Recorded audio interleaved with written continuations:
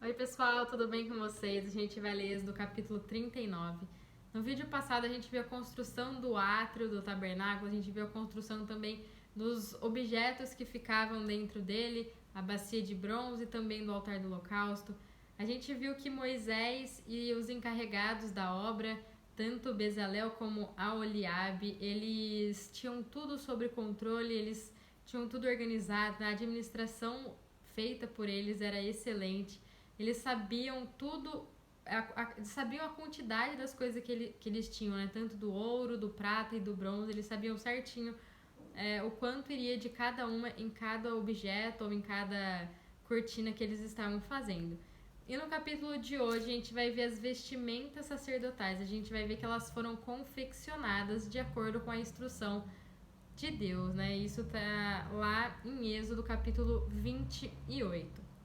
Fizeram também de estofa azul, púrpura, carmesim as vestes finadas tecidas para ministrar no santuário, e também fizeram as vestes sagradas para Arão, como o Senhor ordenara a Moisés. Então, esse versículo é realmente uma declaração resumida, vamos dizer assim, da conclusão das vestimentas dos sacerdotes, que elas foram descritas pela primeira vez lá em Êxodo 28. Então a gente vai reparar nesse capítulo que a gente vai ler várias vezes a frase como o Senhor ordenara a Moisés.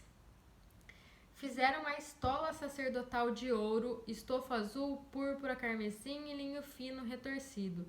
De ouro batido fizeram lâminas delgadas e as cortaram em fios para permearem entre o estofo azul, a púrpura, o carmesim e o linho fino da obra de desenhista. Tinha duas ombreiras que se ajuntavam às suas duas extremidades e assim se uniam.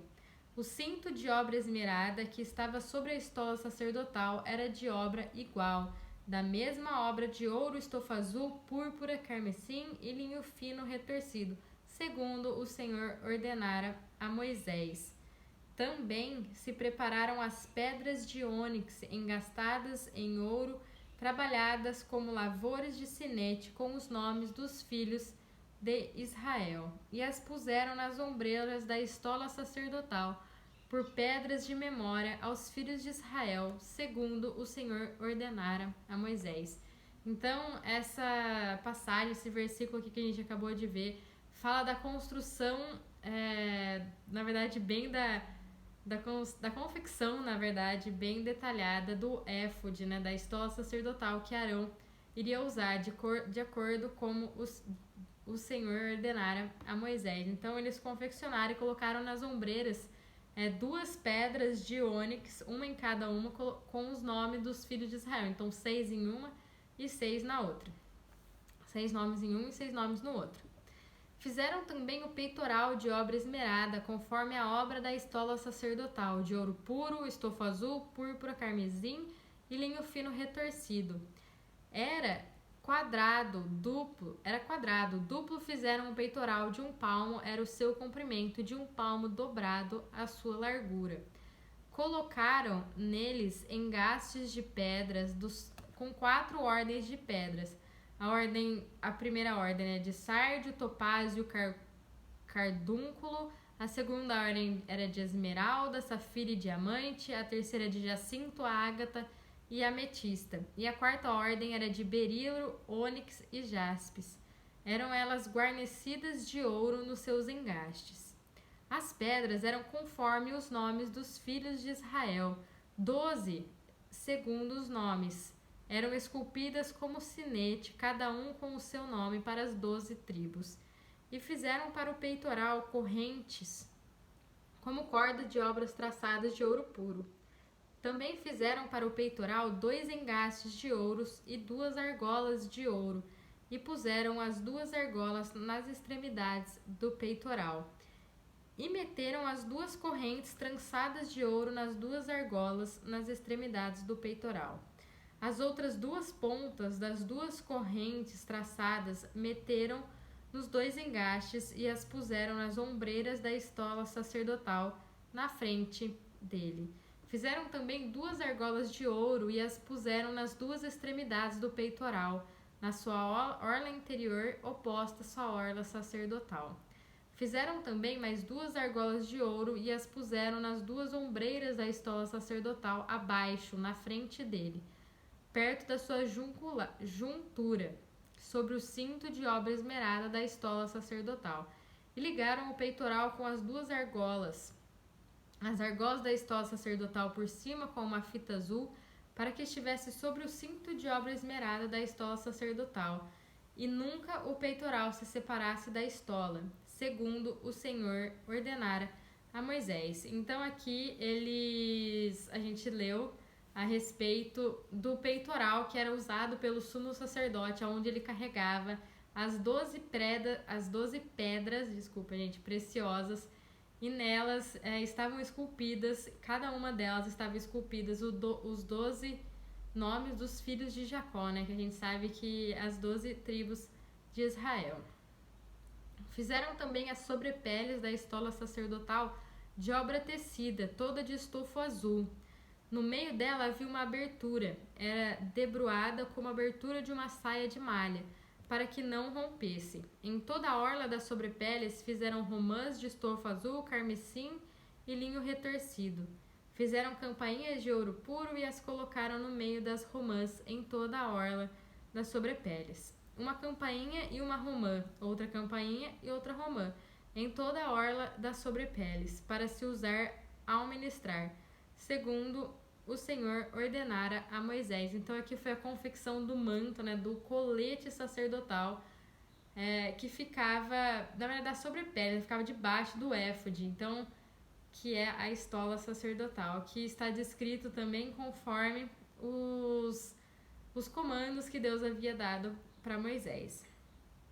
Fizeram também as túnicas de linho fino de obra tecida para Arão e para seus filhos, e a mitra de linho fino, e as tiaras de linho fino, e os calções de linho fino retorcido, e o cinto de linho fino retorcido, e de estofo azul, e de púrpura e de carmesim, obra de bordador, segundo o Senhor ordenara a Moisés. Então aqui a gente vê a produção das túnicas, da mitra e do cinto, seguindo as instruções também de Deus que estavam lá em Êxodo capítulo 28. Aqui os calções, gente, que a gente já havia comentado, os calções eles eram feitos para que se mantesse o recato dos sacerdotes enquanto eles estavam no santo lugar. Então eles colocavam por baixo de tudo para não ter problema, como se fosse uma cueca, vamos dizer assim. Então fizeram de ouro puro a lâmina da coroa sagrada, e nela cravaram a maneira de gravuras de sinete, santidade ao Senhor. E ataram-na com um cordão de estofo azul para prender a lâmina na parte superior da mitra, segundo o Senhor ordenara a Moisés.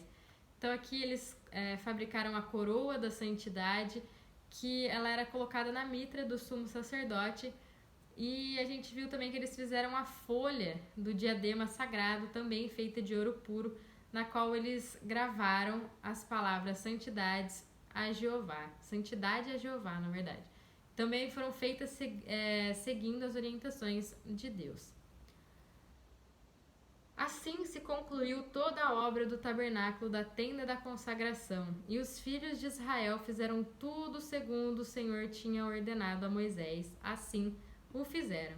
Depois trouxeram a Moisés o tabernáculo, a tenda e todos os seus pertences, os colchetes, as suas tábuas e as suas vergas, as suas colunas, as suas bases, a coberta de peles de carneiro, tingidas de vermelho, a coberta de peles finas, o véu do reposteiro, a arca do testemunho e os seus varais do propiciatório, a mesa com todos os seus utensílios, os pães da proposição, o candelabro de ouro puro com suas lâmpadas, as lâmpadas colocadas em ordem, e todos os seus utensílios, e o azeite para a iluminação.